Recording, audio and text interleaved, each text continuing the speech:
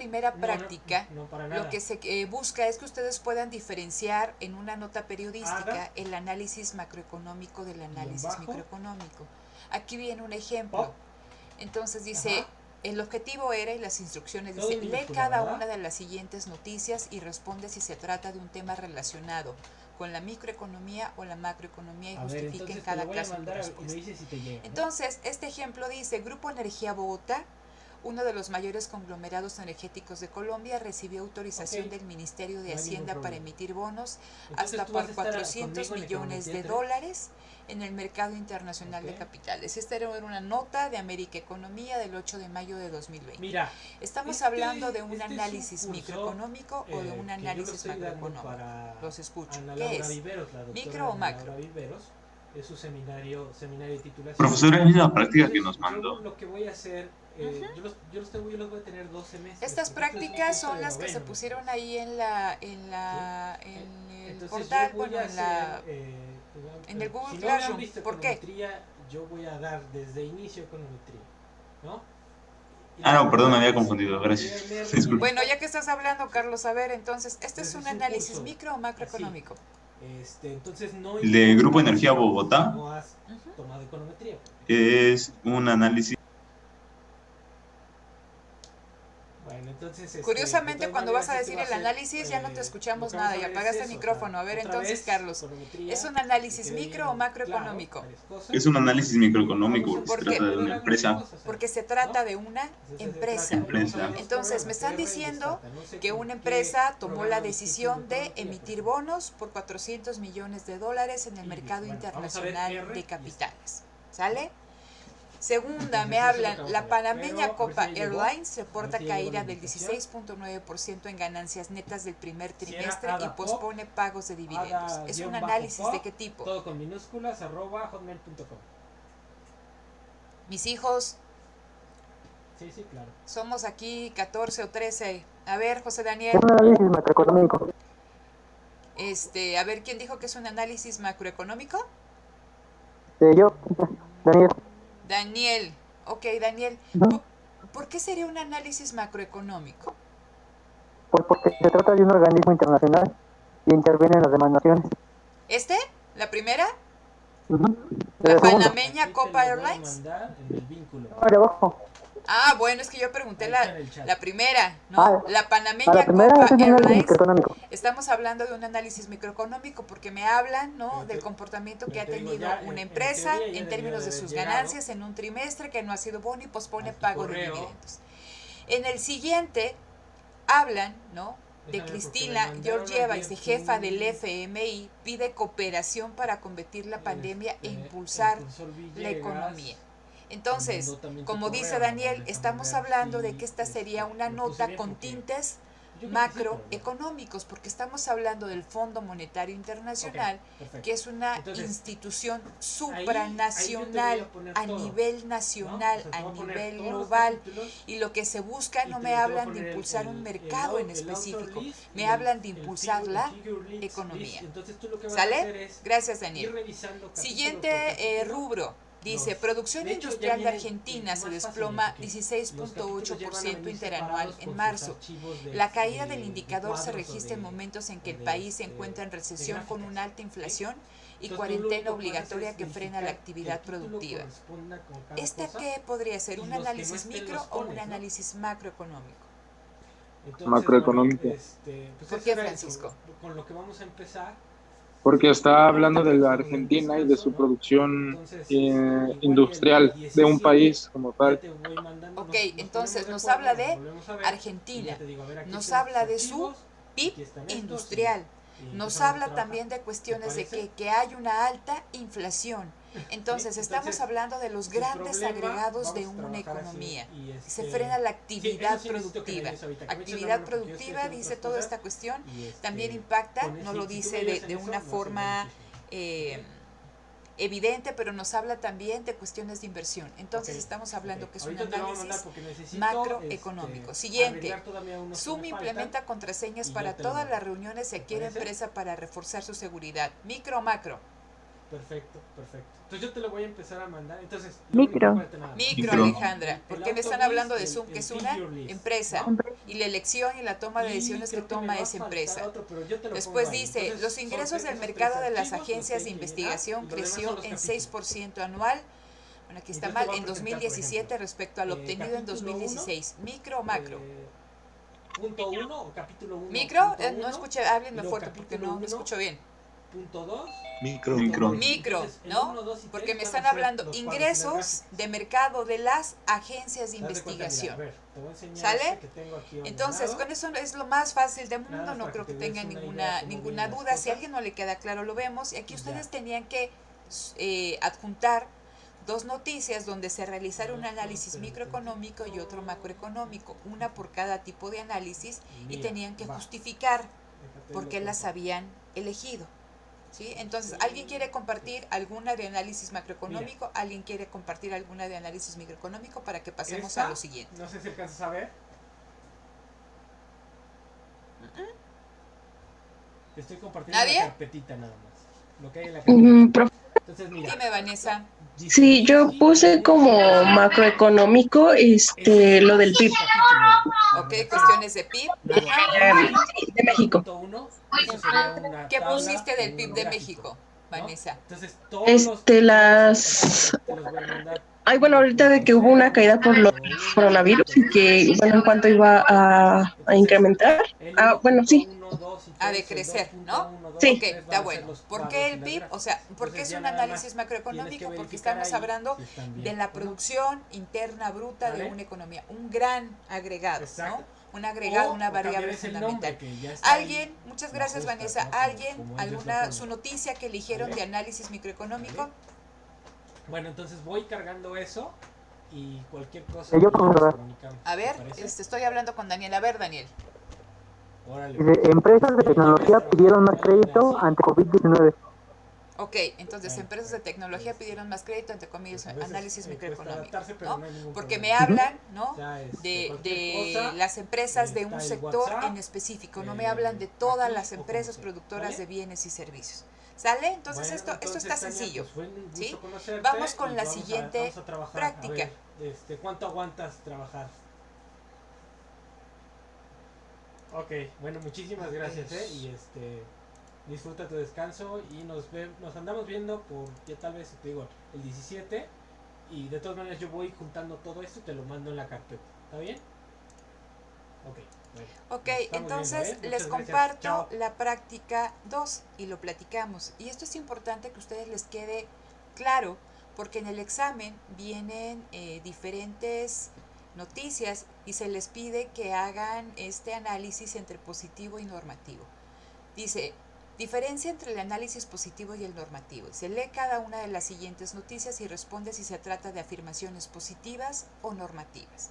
Y aquí venían dos ejemplos. La primera es, ¿qué son las afirmaciones positivas? Indican lo que es, ¿no? Lo que son las cosas. Dice, afirman lo que se cree en ese momento sobre la manera como funciona el mundo. Es una hipótesis que puede ser correcta o puede ser incorrecta, pero como toda hipótesis, ¿no? Se tiene que probar y contrastarla respecto a datos o hechos. Entonces, recuerden la diapositiva que estaba un mundo sobre una tortuga. Ese era el estado de la ciencia en este momento y era una hipótesis. A lo largo del tiempo, conforme avanzaba la ciencia y el conocimiento, se refuta esa hipótesis, pero no. Una afirmación positiva es lo que se cree que son las cosas, ¿sale? Y una afirmación normativa indica lo que debe ser. Y cuando estamos hablando de indicaciones normativas, van implícitas juicios de valor, valores, creencias, influencias culturales, ¿no? De una persona. Por eso dice aquí, dependen de los valores y no pueden someterse a prueba. A mí que me interesa como economista, ¿no? Las afirmaciones positivas, un análisis positivo, porque todo lo tenemos que probar. Debemos tener datos estadísticos, cualitativos, cuantitativos que sustenten que, ¿no? Aquellas afirmaciones que nosotros realicemos, el análisis que nosotros realicemos. Y también, ¿no? Es importante, bueno, no los confundo con esa cuestión de la afirmación normativa. A ver, entonces, Empezamos con la primera, dice, exportaciones agroalimentarias superan los 10.390 millones de pesos en el primer trimestre de 2020. ¿Esto es un análisis positivo o un análisis normativo? Positivo. Es un análisis positivo. Me dicen, las exportaciones agroalimentarias fueron de tanto. Aquí no hay implícito ningún juicio de valor, ¿sí? La siguiente pregunta decía, ante impacto del COVID-19 es necesario ampliar programas de apoyo en Querétaro, expuso el economista y académico de la Universidad Autónoma de Querétaro, Enrique Cato Vidal. ¿Positivo o normativo? ¿Alguien que no haya participado? Normativo. Sí, es normativo. A ver, ¿quién dice normativo? Aquí no veo quién lo dice. ¿Carlos Darío? No. ¿Dijiste normativo o Daniel?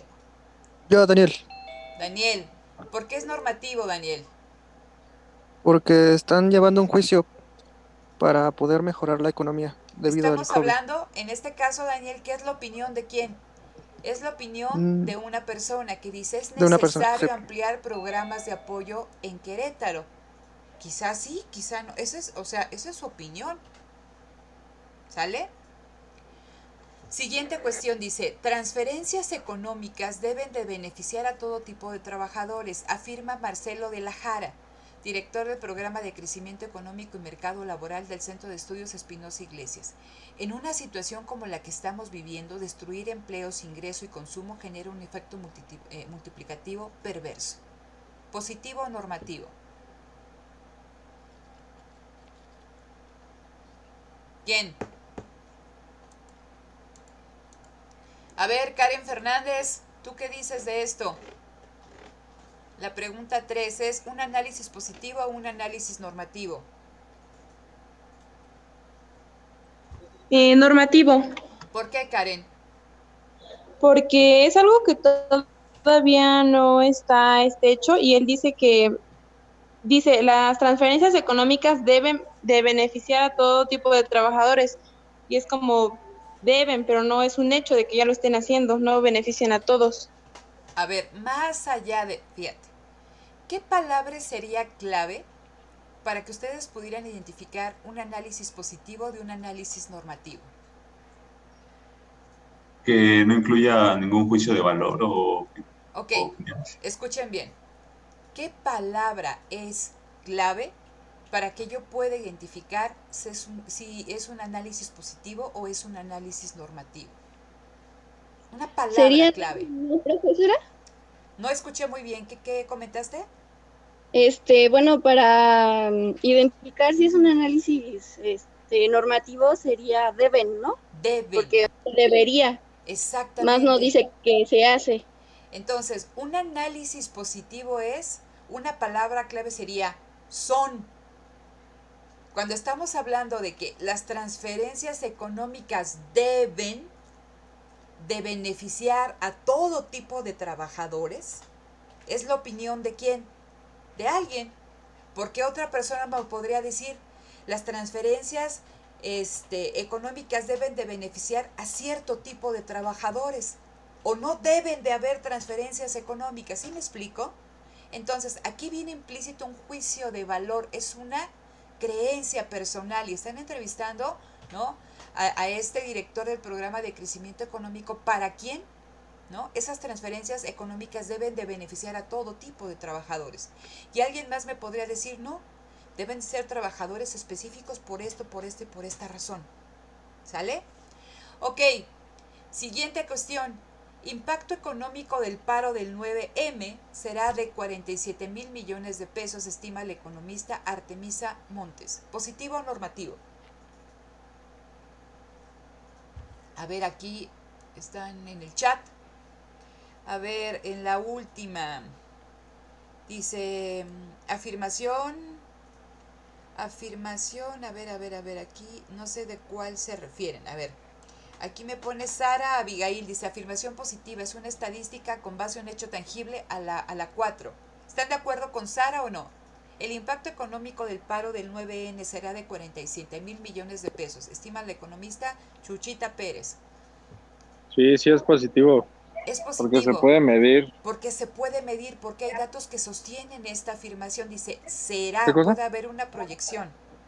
¿Alguien quiere participar? ¿Otra cosa? ¿O alguien tiene una opinión distinta? ¿Positivo o normativo?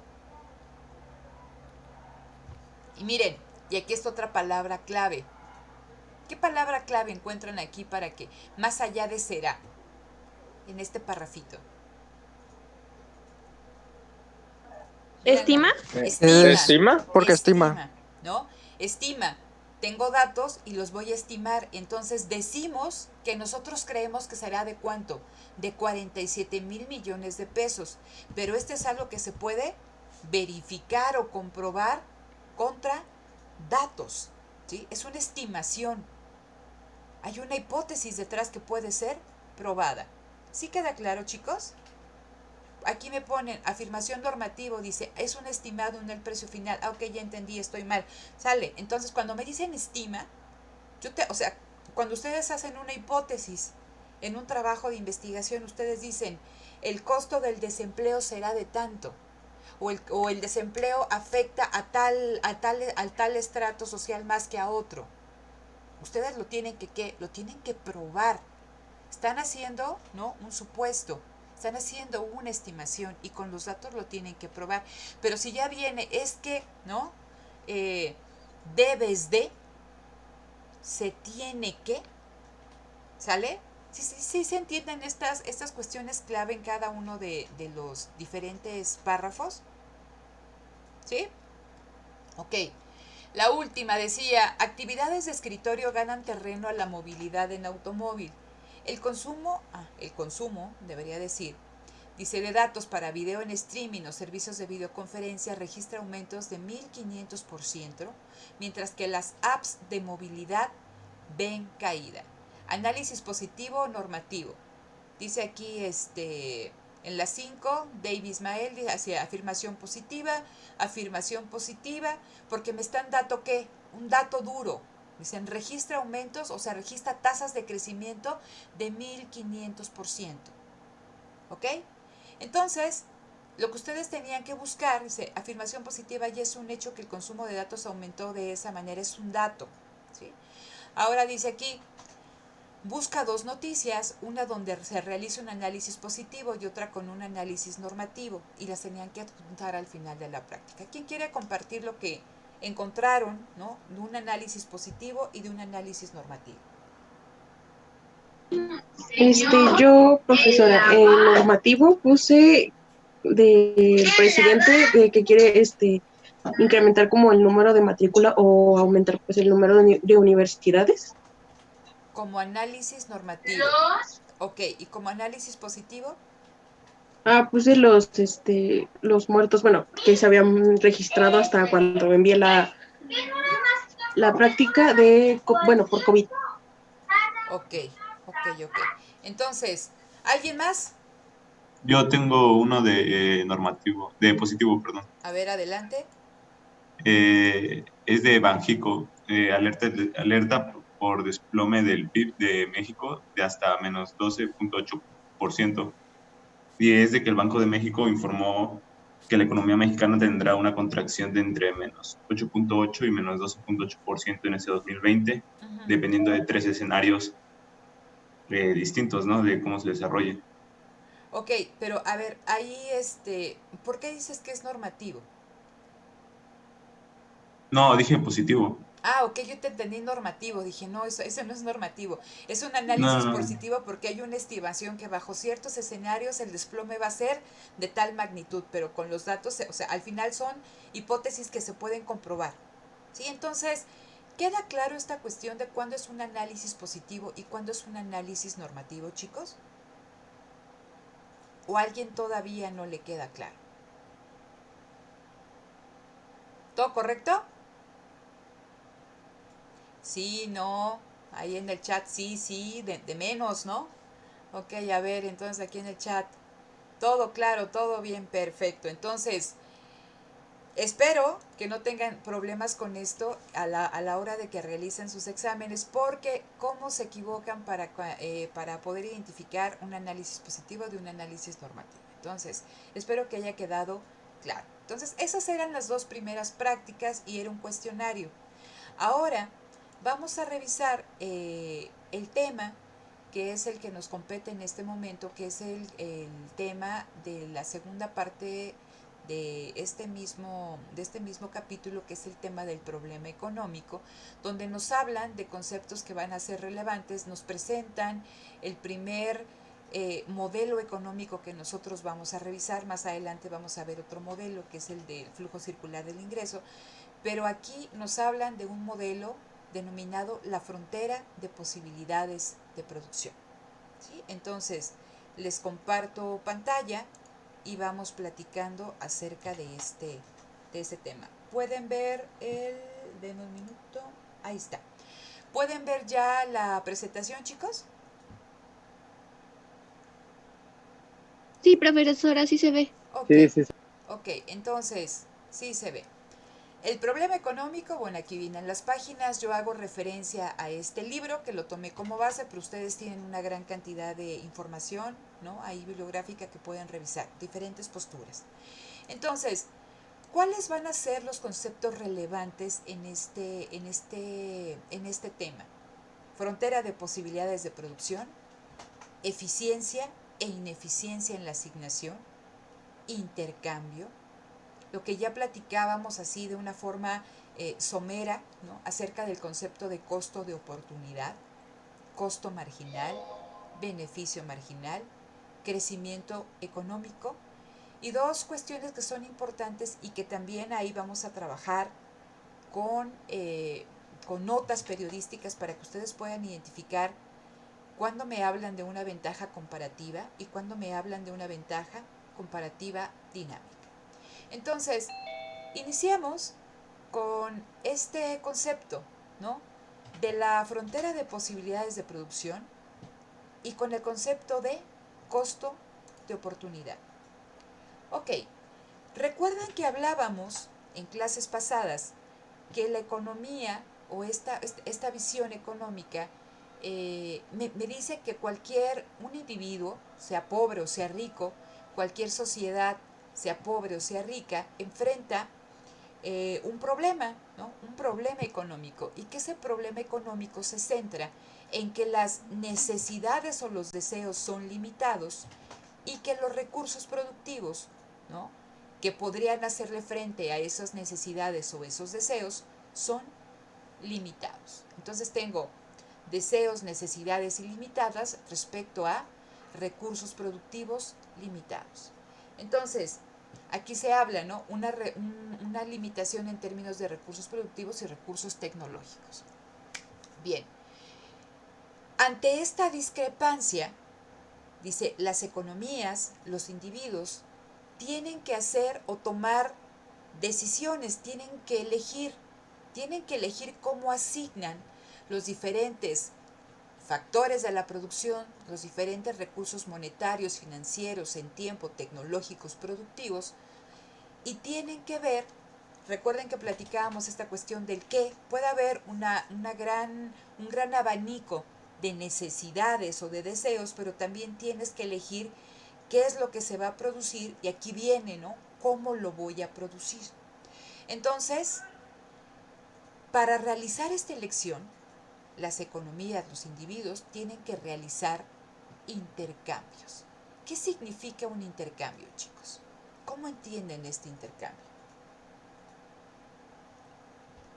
¿Ustedes realizan intercambios en el día a día? ¿Sí? ¿No? ¿Quién quiere opinar?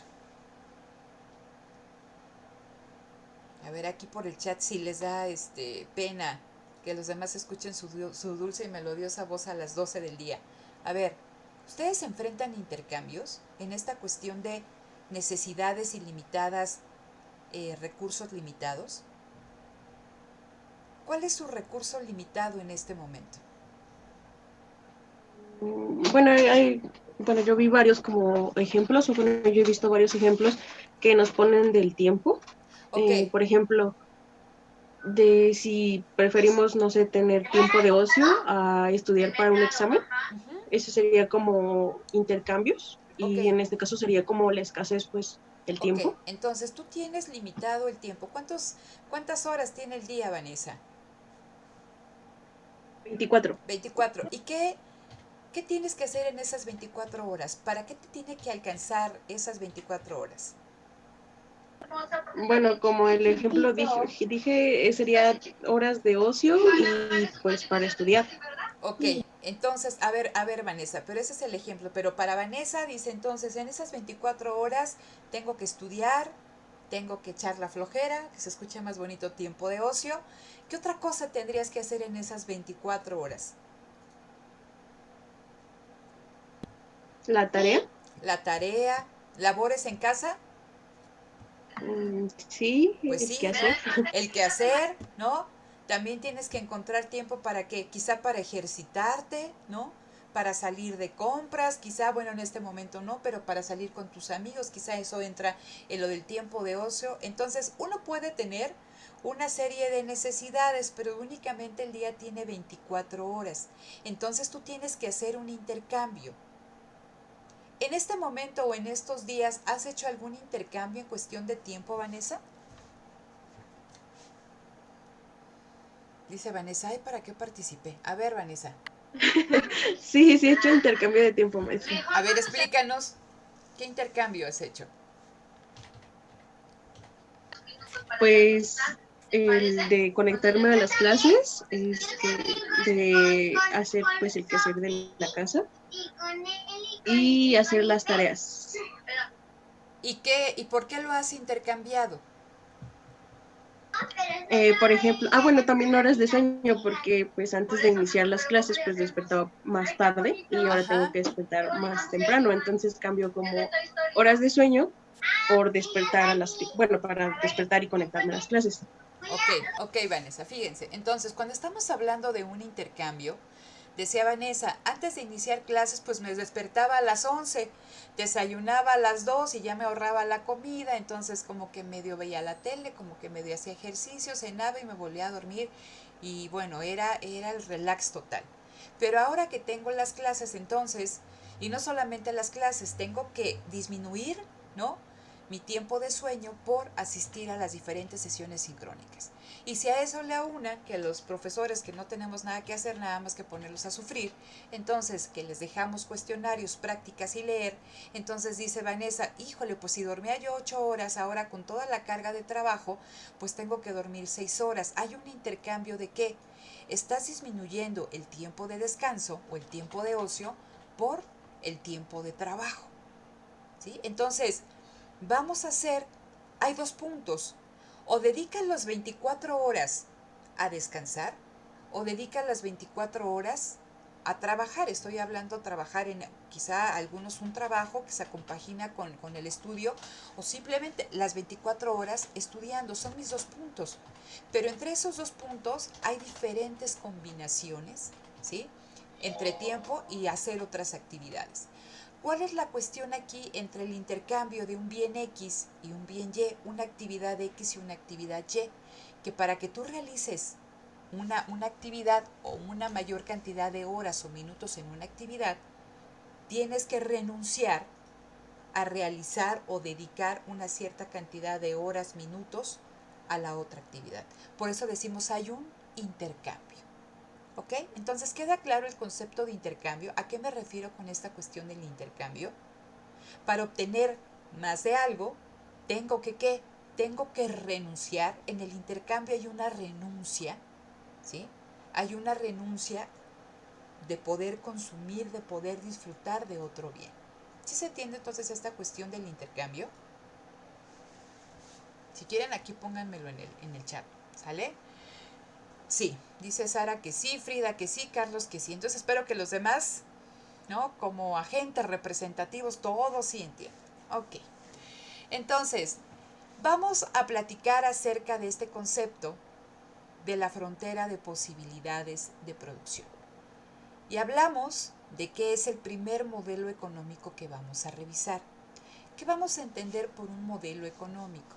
Recuerden que un modelo económico es una simplificación de la realidad, porque la realidad es sumamente compleja y entonces queremos llevar el análisis de las relaciones entre variables, ¿sí?, a un nivel de abstracción que nos permita obtener estas relaciones básicas. Cuando ustedes están viendo, ¿no?, los determinantes de la demanda y dicen que en la demanda, que en cuestión de cantidad demandada únicamente depende el precio, hay una serie de simplificaciones detrás, porque no solamente depende el precio, depende de tu ingreso, depende de los gustos y preferencias, depende tu ingreso futuro, depende la moda, depende, ¿qué otra cosa? ¿Qué más podría depender? Cuestiones culturales, etc. Pero estamos asumiendo que eso no importa en ese momento y que lo único que lo único que va a impactar a la cantidad demandada de un bien o servicio es el precio. Entonces estamos haciendo ¿qué? Una abstracción de la realidad para ver únicamente cómo afecta el precio a la cantidad demandada. Me interesa únicamente centrarme en esa relación. No niego que existan otras cosas que pueden impactar en la cantidad demandada o en la demanda, ¿sí?, pero me estoy viendo esa relación básica. Entonces, en este modelo económico de la frontera de posibilidades de producción, le llamamos que es un modelo económico porque se hace esa abstracción y se supone, todo modelo económico tiene detrás una serie de supuestos, se supone que únicamente existen o que únicamente una economía puede producir dos bienes, el bien X y el bien Y. Esto es real, o sea, ¿una economía solamente puede producir dos bienes? Daniel Alejandro, a ver, Areli, ¿sí, no? No, puede producir aquí infinidad de bienes, ¿sale? Entonces, pero aquí yo estoy suponiendo que nada más pueden producir el bien X y el bien Y. Naranjas y plátanos, galletas de chocolate y panqués de naranja, ¿no? Entonces, es lo único, o sea, sus recursos productivos escasos, ¿no? Es un modelo. Entonces, los recursos productivos escasos los tienen que destinar a la producción del bien X o del bien Y. Entonces, si estamos hablando de esta cuestión de muffins y galletas, los recursos productivos se pueden destinar todos a la producción de galletas o bien se pueden destinar todos a la producción de muffins, ¿no? Son los dos puntos extremos, o en caso contrario, diferentes combinaciones de cantidades de galletas y de cantidades de muffins. Pero estas diferentes combinaciones siempre va a haber detrás un intercambio. Si quiero más galletas, pues tengo que quitar recursos productivos a la producción de muffins y obviamente se reduce la cantidad de muffins que yo voy a tener. Caso contrario, yo valoro más los muffins, entonces voy a quitar recursos productivos a la producción de galletas, renuncio a esas galletas por obtener una mayor cantidad de muffins o de panqués, ¿no? Entonces, en este modelo económico dicen, se puede, sí es una abstracción, pero puedo decir galletas, ¿no? Bien X y el bien Y son todos los demás miles de productos, ¿no?, que se pueden producir en una economía, ¿no? Se puede ampliar esta cuestión del análisis, dice, pero las relaciones básicas se pueden plantear simplemente asumiendo que la economía produce solamente dos bienes. Y entonces esta frontera de posibilidades de producción, este modelo económico va a tener una representación gráfica y también va a tener una representación numérica, ¿no?, en una tabla que nos va a mostrar, y principalmente la representación gráfica, por eso se llama frontera, porque va a actuar como un límite entre las posibles combinaciones de bienes y servicios que pueden producirse y las combinaciones de bienes y servicios que no pueden producirse. Entonces, ahorita lo vamos a ver gráficamente. Entonces, esta frontera de posibilidades de producción visualmente les va a ustedes, ¿no?, a mostrar el intercambio y la escasez. Y es lo que hablaba. Todos los intercambios implican una renuncia, pero también implican un costo de oportunidad. Entonces, vamos con el concepto de costo de oportunidad. ¿Qué es el costo de oportunidad, chicos?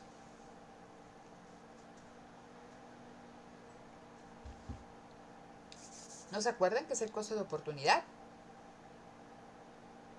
Ya lo revisaron, ¿no? El costo de oportunidad es la alternativa de mayor valor que debemos sacrificar para obtener otra cosa, ¿no? Exactamente. Cuando estamos hablando de un costo de oportunidad, dice, es la alternativa, la segunda mejor alternativa, ¿no? O como dice su compañera, la alternativa de mayor valor a la que yo renuncio para obtener algo más de otro bien, de otra cosa, de otro servicio. Entonces, ¿cuál sería en este momento, en cuestión de tiempo, su alternativa de mayor valor? A ver, entonces ahorita estamos no sé cuántas personas, 13, 14 personas de un grupo de 30 en clase el 15 de septiembre a las 12:12 del día. ¿Cuál sería su alternativa de mayor valor? Si no estuvieran en este momento Ocio. aquí, ¿dónde estarían? Ocio, ¿no? Estarían ahí viendo Netflix o algunos estarían, ¿qué? Haciendo ejercicio, ¿no? Entonces, esa es su segunda mejor alternativa. Durmiendo, comiendo pozole. No es muy temprano para comer pozole, eso es hasta en la noche, ¿no? Jugando, trabajando también, ¿por qué? Porque estarías obteniendo un ingreso en camino al trabajo, ¿no? Entonces, esa es mi segunda mejor alternativa, es lo que valoro más. Sin embargo, a las 12:12 del día ustedes están aquí porque hicieron, ¿no? ese intercambio entre el tiempo que ustedes destinaban a alguna cuestión a estar, ¿no? Asistiendo a una sesión sincrónica de introducción a la microeconomía. ¿Por qué?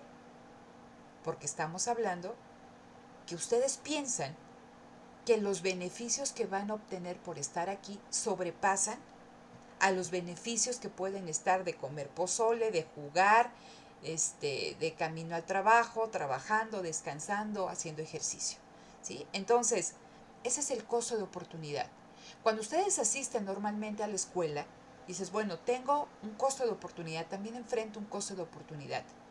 Puedo asistir de forma regular a la escuela normalmente y ese tiempo mi segunda mejor opción sería estar trabajando. Yo obtendría un ingreso.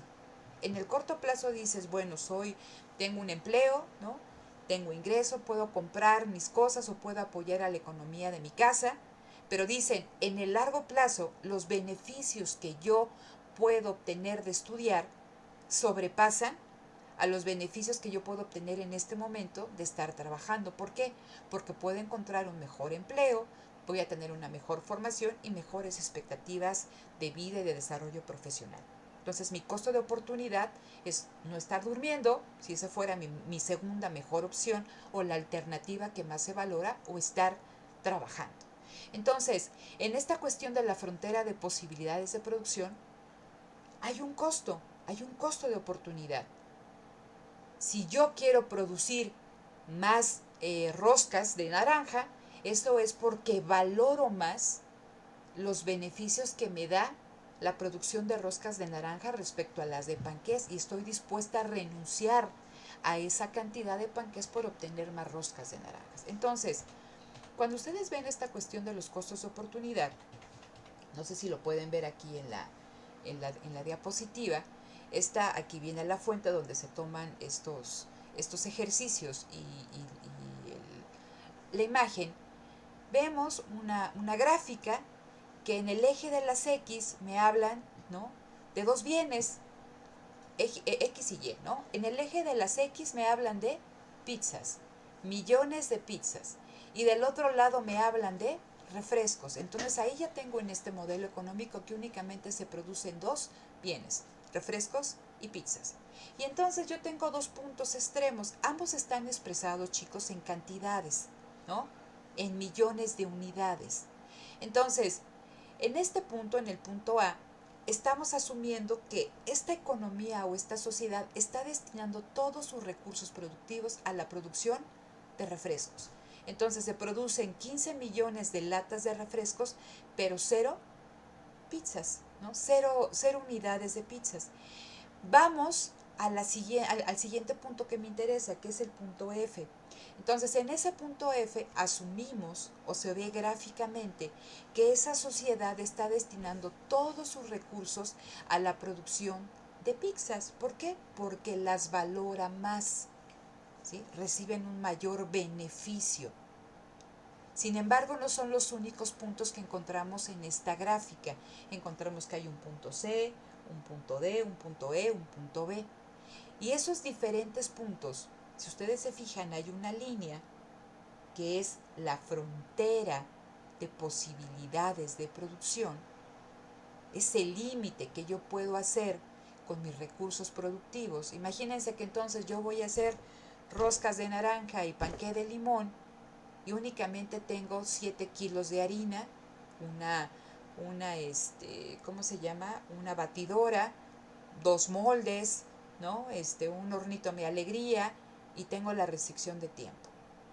Entonces, véanlo simplemente con la cuestión de los insumos. Esos 7 kilos de harina me alcanzan únicamente, si aquí tuviera yo roscas de naranja, me alcanzan para 15, y esos 7 kilos de harina me alcanzan para 5 panqués. Si yo quiero hacer 20 roscas o 20, pues no me va a alcanzar, porque aunque yo destinara todos los kilos de harina a la producción de roscas, lo único que yo puedo producir son 15. Lo mismo, esos 7 kilos de harina lo único que me permitirían producir serían 5 panqués, no puedo más. Entonces esa limitación en mis recursos productivos se convierte, ¿no?, en esta línea, en esta frontera. Entonces cualquier punto, cualquier combinación, refresco, pizza, rosca, panqué, ¿no?, que se encuentre sobre esta línea, vamos a decir que son combinaciones alcanzables. ¿Por qué? Porque lo que yo estoy haciendo, estoy renunciando a producir más pizzas, ¿sí? Si ustedes se fijan aquí, en 0, dices, bueno, quiero producir 1,000,000 de pizzas, tengo que renunciar ¿a qué? A cierta cantidad de refrescos. Si yo me quiero seguir moviendo hacia la derecha y producir una mayor cantidad de pizzas, dado que el recurso es escaso, entonces tengo que renunciar a cada vez una mayor cantidad de refrescos, ¿sí? Entonces todas estas son diferentes combinaciones de ambos bienes, implican la renuncia y muestran la escasez. Pero decíamos, todos estos puntos sobre la línea son combinaciones alcanzables, y otra cosa que se defiende en este modelo, que son combinaciones eficientes. ¿Por qué me dicen que es una combinación eficiente? Porque todos los recursos se están asignando, porque no hay desperdicio de recursos, porque estoy empleando toda la harina, el horno que tengo, las batidoras, la licuadora, los moldes, todo está plenamente empleado. ¿Se entiende entonces esta cuestión de los puntos sobre la línea son combinaciones alcanzables y eficientes? Yo sí tengo una pregunta. ¿Incluso va a ser eficiente en el punto F? Uh-huh. ¿Aún así esté sobre la línea? Claro. Y el punto A también es eficiente. ¿Por qué? Porque todos tus recursos están plenamente empleados. Estás produciendo únicamente un bien. Si esa sociedad lo valora, pues ahí se van a ir todos los recursos. Pero la eficiencia, ¿no?, deriva en que no hay desperdicio, que no hay desempleo, ¿sí? Que está, si fuera una empresa, estarías hablando de que está al tope de su capacidad instalada. ¿Sí me explico? Y eso es lo mismo en el punto A que en el punto F, en el punto B, en el punto C, en el punto D, en el punto E. Eso es lo que se asume en este modelo. Que cualquier punto que esté sobre la línea es alcanzable y es eficiente.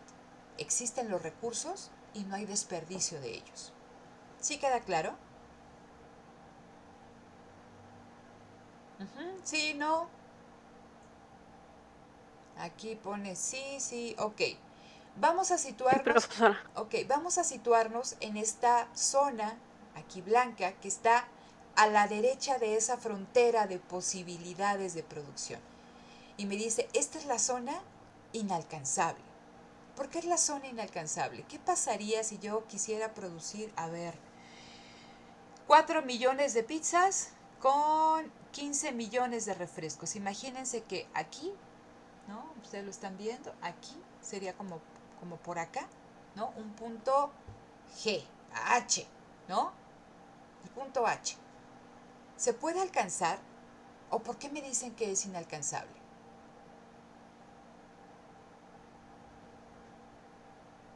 ¿Por qué es inalcanzable, chicos?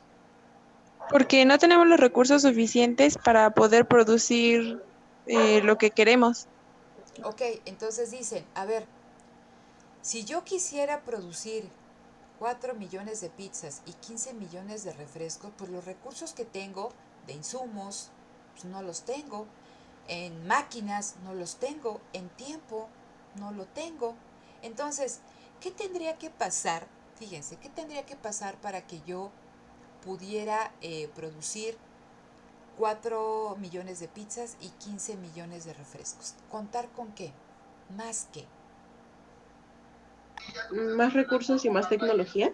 Más recursos, entonces ustedes me dicen que pues necesito 4 millones de pizzas, dices, ok, pues esto sí lo puedo alcanzar, pero únicamente tendría yo que producir 5 refrescos. Entonces tendría que tener que más insumos que se dedicaran a la producción de refrescos, más azúcar, una mayor cantidad de agua, otras máquinas, mayor número de trabajadores, o bien, ¿no? Que esas máquinas se reflejara en ellas una innovación tecnológica que permitiera, ¿no? Quizá también si ahora son 2 máquinas, pues con esas mismas 2 máquinas, pero más eficientes, que doblaran la producción, pues entonces sí, puedo yo llegar a ese punto de 4 pizzas, porque eso yo lo puedo producir en este momento, ¿sí? Este punto E. Pero lo único que puedo yo producir con esas 4 millones de pizzas son 5 millones de latas de refresco, no las 15 que quiero en este momento. Entonces, tendría que, ¿qué? Tendría que haber una mayor dotación de recursos o tendría que haber cambios tecnológicos en la producción de refresco que me permitieran alcanzar ese punto H, ¿no? Y esa coordenada, ¿no? 15-4, 15 millones de latas de refrescos, 4 pizzas. Entonces, para eso requiero que una mayor dotación de recursos, innovaciones tecnológicas, ¿no? Dice Sara, es inalcanzable porque no tiene recursos. Los recursos son limitados y entonces únicamente puedo producir esto, ¿sale? Entonces, toda combinación que queda fuera de la línea es inalcanzable. Vamos a situarnos en el ámbito aquí, en la zona rosa, en la zona salmón. Y dice, son alcanzables, pero son ineficientes. ¿Por qué son alcanzables y son ineficientes? ¿Ven ustedes este punto que es el punto Z? ¿Sí? ¿Lo alcanzan a ver? En ese punto, chicos, ¿cuántos millones de pizzas se pueden producir? ¿O cuánto se está produciendo? En ese punto Z. A ver, me dicen que 3 millones de pizzas y 5 millones de latas de refrescos. ¿Es alcanzable? Sí, porque los recursos que tengo me permiten producir eso. ¿Pero es eficiente? Dice Frida, es ineficiente porque no se utilizan todos los recursos. Dice Karen, porque no estamos aprovechando todos los recursos que tenemos, por eso es ineficiente. Ismael dice, es alcanzable pero ineficiente porque tenemos los recursos para hacerlos, pero no se aprovecha por completo los recursos que tenemos. Entonces, fíjense, con los recursos que existen, para producir 3 millones de pizzas se podrían producir una mayor cantidad, fíjense, no, aquí estoy, 3, no se podrían producir nada más 5 millones de refrescos, sino se podrían producir, ¿qué? Como 8 o 9 millones de refrescos. Aquí hay un desperdicio. Entonces puede decir, esto lo podemos entender de que puede haber capacidad instalada en las fábricas de refrescos que no se esté utilizando. Puede ser que haya personas que puedan emplearse en la fabricación de refrescos, pero que estén desempleadas. Puede haber que haya insumos que no se estén comprando. ¿Vale? Vamos a situarnos aquí, ¿no? En este punto Z estamos hablando que se producen 5 millones de refrescos y 3 millones de pizzas, pero aún con estos 5 millones de refrescos yo podía producir, ¿qué? 1 millón adicional de pizzas. Y lo mismo, hay recursos ociosos, ¿no? Técnicos, productivos, humanos, que no se están utilizando a su plena capacidad. Entonces, cualquier combinación que quede dentro de la frontera es alcanzable, pero es ineficiente. Cualquier combinación, cualquiera, a pesar de que esté en los puntos extremos, que esté sobre la línea, es alcanzable y eficiente. y cualquier combinación que quede fuera de la frontera de posibilidades de producción es inalcanzable y ya no tendríamos que estar hablando de ineficiente, porque no es ni ineficiente o eficiente, simplemente es inalcanzable, ¿sí? Entonces, aquí en la tabla, estos son los datos que están detrás de esta gráfica. Y aquí vemos las diferentes combinaciones, los diferentes intercambios entre refrescos y pizzas. Si yo quiero producir una mayor cantidad de pizzas, tengo que renunciar ¿a qué? A una cantidad de refrescos. Entonces vean, ¿cómo es esta gráfica? ¿Qué pueden notar en términos de la relación de cambio, de la pendiente de la gráfica, chicos?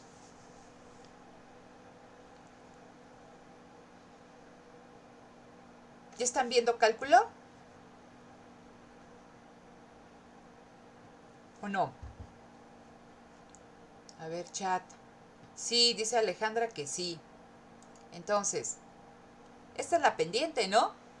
Esta sería la pendiente de mi frontera de posibilidades de producción, ¿sí o no? Sí. ¿Qué es lo que ven? Es una tasa, es una cuestión, es una tasa de cambio, es una razón de cambio. ¿Cómo cambia una variable cuando cambia la otra? ¿Qué pueden ver en términos de la suavidad o de la inclinación de la pendiente? Veamos. Si yo quiero pasar del punto A al punto B, ¿a cuántos millones de refrescos renuncio y cuánto gano en términos de pizzas? Sería el costo marginal de 1 millón de renunciar de 1 millón de latas de refresco. Ok. Vamos a tomarlo ahorita en términos coloquiales, como si se lo explicaras a tu abuelita, ¿sí? Entonces, si yo me muevo sobre el eje de las X y quiero pasar, no produzco nada, ¿ok? Pero me interesa esa economía, ese país, esa sociedad dice, ok, vamos a hacer otra distribución de los factores de la producción. Vamos a seguir produciendo refrescos, pero también queremos la producción de pizzas. Entonces pasamos del punto A al punto B. ¿A cuánto renunciamos de refrescos y cuánto ganamos en términos de pizzas? ¿Renunciamos a cuántos millones? 1 millón de refrescos. A 1 millón de refrescos y ganamos 1 millón de pizzas. 1 millón de pizzas. Ok, entonces es igual el cambio, ¿sale? Ok. Vamos a situarnos ahora que quiero seguir produciendo más pizzas. Me interesa producir más pizzas. Entonces voy a pasar del punto B al punto C. ¿A cuántos millones de refrescos renuncio y cuánto gano en términos de pizzas? Serían a 2 millones de renuncia y ganas 2 billones de pizzas. ¿Gano 2 millones? Ah, no, 1 millón más, perdón. 1 millón. Entonces, fíjense, pasar de A a B implicó que renunciaba yo a la producción de 1 millón de refrescos. Pero pasar de B a C implica que mi renuncia fue ¿qué? Fue mayor. Porque ya no solamente renuncié a 1 millón de refrescos, ahora renuncié a 2. Y lo que obtuve en términos de pizza fue la misma cantidad, 1 millón de pizzas. Entonces, si ustedes ven la pendiente, la razón de cambio entre A y B, pues es una pendiente suave, es un cambio suave. ¿Por qué? Pues porque fue muy poquito a lo que renuncié. Gané 1, ¿no? Perdí 1. Pero cuando me paso de B a C, esta razón de cambio es mayor. Renuncio a más, renuncio a 2.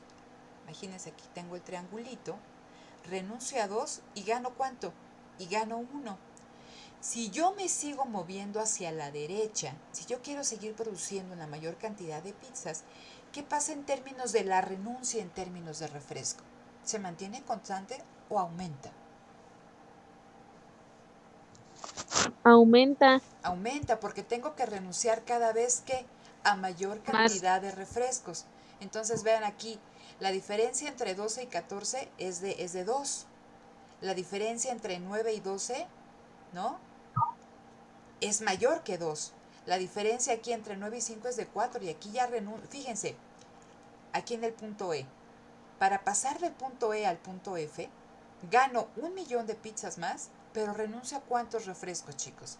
A 5 millones de latas de refrescos. Entonces el cambio, la renuncia es muy grande. ¿Qué es lo que podemos ver en esta frontera de posibilidades de producción? Por eso dice, muestra la escasez, muestra el intercambio y muestra la renuncia. Que a medida que nosotros avanzamos o nos movemos hacia la derecha para producir una mayor cantidad del bien X, en este caso las pizzas, renunciamos a una mayor cantidad de refrescos. Y esto yo lo puedo ver gráficamente y lo vamos a ver numéricamente con el valor de la pendiente, ¿no? La razón de cambio es mucho mayor. No es lo mismo esta pendiente, imagínense aquí que hacemos el triangulito, no es lo mismo esto que esto, ¿sí? Y esa mayor pendiente implica una mayor renuncia. ¿Y por qué creen que hay una mayor renuncia?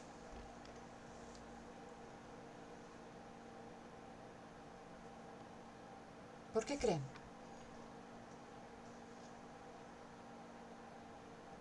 ¿No se les ocurre nada? ¿Por qué tengo que renunciar a más refrescos y no uno?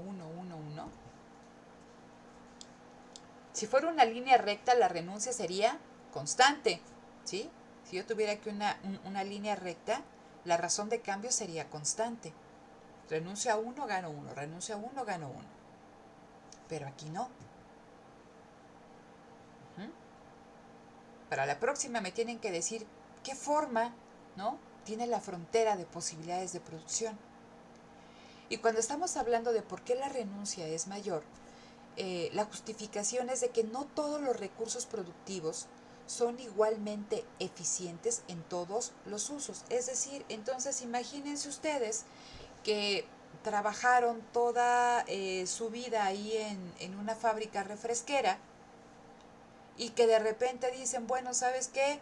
Vanessa y Daniel se me van aquí a hacer pizzas y no tienen la más mínima idea, ¿no?, de cómo hacer pizzas. Entonces sí, podrán aprender, pero serían más eficientes en una fábrica de refrescos por todo el conocimiento que traen. Esa es una curva cóncava, profesora. Ahí me dice Sara, ¿no? Dice, es más eficiente el recurso porque tiene todo ese conocimiento, toda esa experiencia que produciendo pizzas. Lo mismo, piensen en dos tierras, ¿no? Una tierra que se destina a la producción de maíz y otra tierra que se destina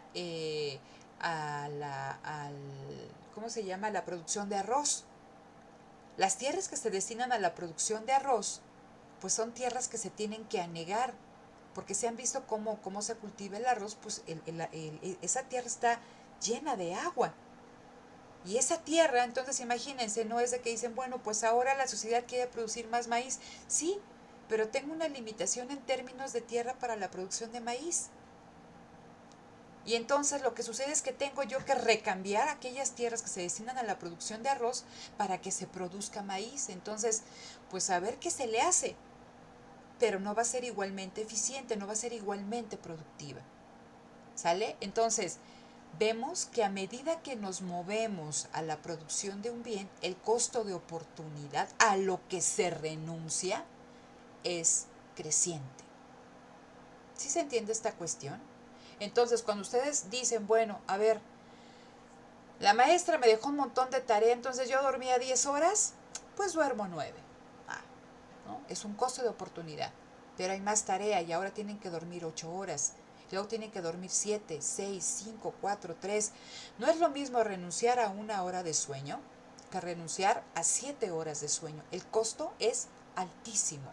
Por eso estamos hablando que la forma, ¿no?, de esta frontera de posibilidades de producción nos muestra que el costo de oportunidad no es constante, sino que hay un costo de oportunidad creciente. ¿Por qué? Porque no todos los recursos productivos son igual de eficientes en todos los usos. ¿Sí queda claro esta cuestión? Entonces, vamos aquí, esto es lo que yo les platicaba, cuando es una asignación eficiente, cuando es una asignación ineficiente, pues es una producción más costosa de lo necesario, lo que ya platicamos, recursos inactivos o mal asignados, una asignación inalcanzable. La dotación de recursos productivos no permite alcanzar esas combinaciones. Ok, Entonces, ¿cómo calculo el costo de oportunidad? Y ya decíamos, el costo de oportunidad, dice, es la alternativa de mayor valor que se sacrifica. Ojo, esto es importante cuando ustedes hagan su ejercicio. Y no solamente cuando hagan un ejercicio, sino cuando contesten su examen. Tenemos que poder interpretar el coeficiente que obtengamos. Es decir, ¿cuál sería el costo de producir una pizza adicional? ¿Cómo expreso ese costo? ¿En qué expreso ese costo? Tengo dos bienes, refrescos y pizza. Si yo produzco una pizza adicional, ¿el costo va a venir en términos de qué? ¿De pizzas o de refrescos? ¿Quién contesta? A ver, aquí en el chat. De refrescos. ¿Por qué refrescos, Daniela?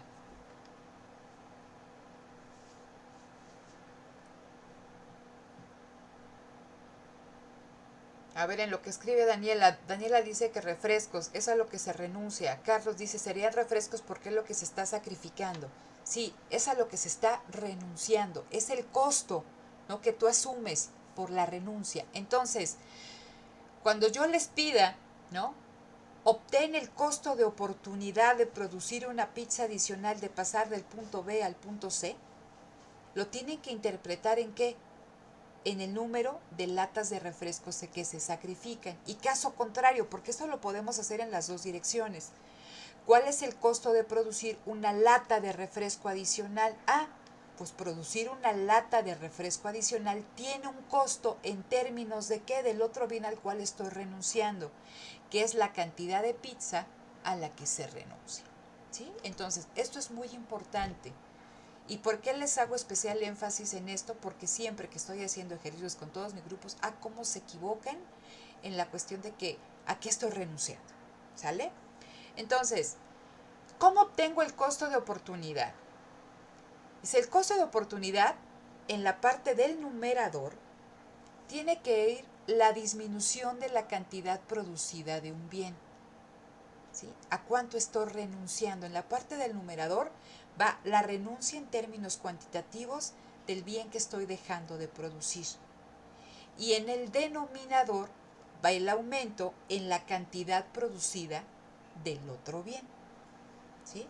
Entonces, regreso, déjenme ver si bueno, aquí lo tengo. Entonces, esto es importante que se lo aprendan, ¿no?, que lo entiendan. Entonces, el costo de oportunidad es una razón de cambio. En la parte del numerador, ¿no?, va ¿cómo se llama? La cantidad del bien o servicio a la que se renuncia, que disminuye. Y en la parte del numerador, la parte, del denominador, el aumento en la cantidad producida del bien. Vamos con esta tablita, ¿sí? Dice, esta es la frontera de posibilidades de producción y el costo de oportunidad. Son los mismos datos, chicos, que tenemos aquí. ¿Sale? 15, 14, 12, 9, 5, 0, 0, 1, 2, 3, 4, 5. Son los mismos datos. ¿Ok? Entonces, vean. Vamos a trabajar esto. Ese es el ejemplo de su libro y lo puse para que les quede mucho más claro esta cuestión. Entonces, en la combinación A no produzco ninguna pizza y no produzco ninguna, bueno, sí produzco. 15 millones de latas de refresco. Quiero pasar de A a B. ¿Sale? Entonces, ¿cómo calculo el costo de oportunidad de producir 1 millón de unidades adicionales? ¿Qué tengo que hacer? Ahí tendría que ¿qué? Recuerden esto de acá, que lo vimos, ¿no? Es una razón. En la parte del numerador, la cantidad que disminuye. En la parte del denominador, la cantidad que aumenta. Entonces, ¿en cuánto disminuye mi producción de latas de refrescos, chicos? En 1 millón. ¿En cuánto aumenta, ¿sí? ¿En cuánto aumenta mi producción de pizzas? En 1 millón. ¿Cuánto es 1 entre 1? Pues 1. Entonces, el costo de oportunidad de producir, si lo quieren ver en términos de una pizza es una pizza, su costo de oportunidad es igual a una lata de refresco. ¿Sí? Nos movemos entonces, a ver, del punto B al punto C. Yo quiero producir, ¿no?, más pizzas. Entonces, ¿qué tengo que hacer? Pues tengo que volver a esta razón de cambio. ¿Cuánto disminuye, ¿no? ¿A cuánto renuncio y cuánto obtengo? Entonces, en el numerador, ¿a cuánto renuncio? A 2 millones de latas de refresco. Ahora cuánto alcanzo?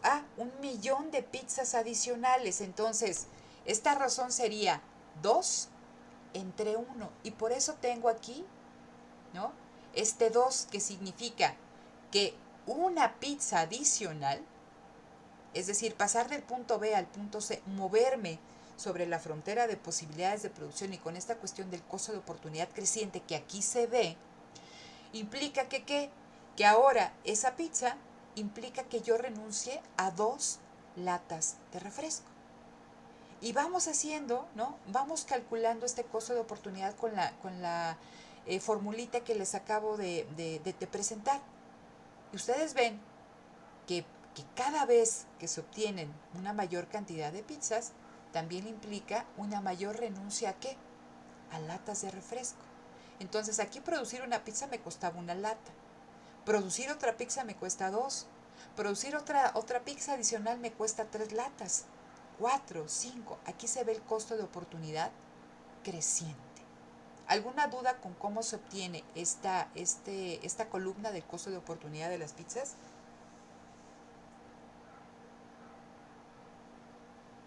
¿No? A ver aquí en el chat alguien que ponga. No. Ok. Vamos al caso contrario. ¿Sí? Recuerden aquí la fórmula. En la parte del numerador, la renuncia.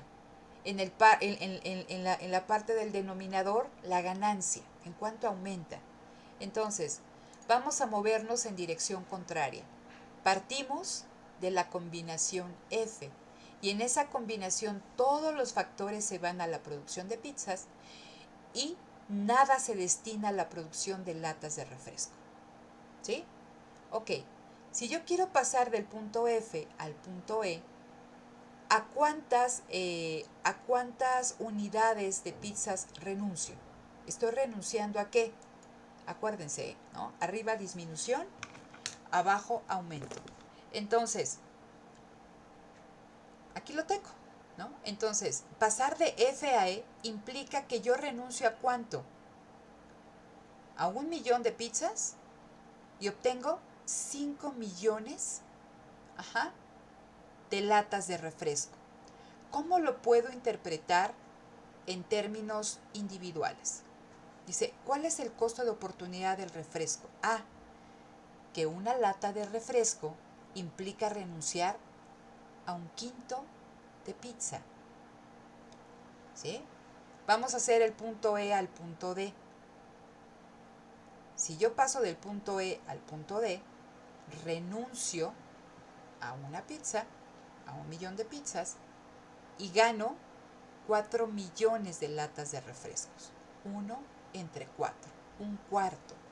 Entonces significa que una lata de refresco adicional, porque acuérdense, yo estoy aquí calculando el costo de oportunidad del refresco, entonces este término lo tengo que poder interpretar en términos de lo que yo estoy renunciando, que son pizzas. Entonces, pasar del punto E al punto D implica que ahora cada lata de refresco me cuesta 1/4 de pizza. Y así me voy, ¿no? Ahora de D a C, de C a B, de B a A. Entonces vean, aquí, ya sea que yo calcule el costo de oportunidad de las pizzas en términos de refresco o el costo de oportunidad del refresco en términos de pizzas, el costo de oportunidad es creciente porque cada vez estoy renunciando a más. Aquí prácticamente renuncio a una pizza. Aquí renunciaba a 1/5. 1/4 es mayor que 1/5, 1/3 es mayor que 1/4, 1/2 es mayor que 1/3. Aquí también se ve el costo de oportunidad creciente, ¿no? Por esta cuestión que les comentaba. Entonces, dice, el costo de oportunidad de producir un bien aumenta a medida que se incrementa su producción. ¿Esto cómo lo puedo ver gráficamente? Con una frontera de posibilidades de producción, como me decía su compañera, cóncava al origen. Dice, los incrementos de X en las primeras etapas, ¿no?, se cuestan poco del bien, que es lo que veíamos aquí. Incrementos del bien X, pizzas, cuestan poquito en términos del bien Y. Pero a medida que seguimos obteniendo más cantidades del bien X, la renuncia, el costo, es mayor. Entonces, esta forma cóncava de la frontera de posibilidades de producción nos muestra gráficamente el costo de oportunidad creciente. Es lo que dice aquí, ¿no? Cuando cuesta poquito del bien, la pendiente es suave, porque la renuncia es pequeña. Dice, pero aumentos posteriores implican costos mayores en términos de la producción del otro bien. O sea, las pendientes son más pronunciadas. Vean, esa es una pendiente suave. No es lo mismo esta pendiente que esta pendiente. ¿Por qué? Porque aquí el costo de oportunidad es muy alto, la renuncia es muy alta. Dice, ¿por qué? Porque los recursos no son igualmente productivos en todas las actividades. ¿Esto queda claro, chicos? ¿Alguien que comente? Sara dice que sí, Daniel que sí, ¿todo sí? Sí, ok. Sí. Ok, sí, maestra. Entonces, la siguiente sesión vamos a platicar acerca de la última parte de esta cuestión del problema económico, del crecimiento económico. Vamos a ver cómo podemos alcanzar, ¿no?, esas combinaciones inalcanzables, qué se tendría que hacer, y vamos a resolver las prácticas que ustedes tienen ahí, porque viene un ejercicio de que calculen el costo de oportunidad. Lo vamos a calcular aquí en la siguiente clase para que les quede, para que no tengan dudas, ¿no? Entonces, pero de esto que vimos, ¿quedó claro, chicos? Bueno, esto ya lo veríamos la siguiente sesión. ¿Pero esto quedó claro? Sí. Ok, entonces, a ver, aquí detengo grabación.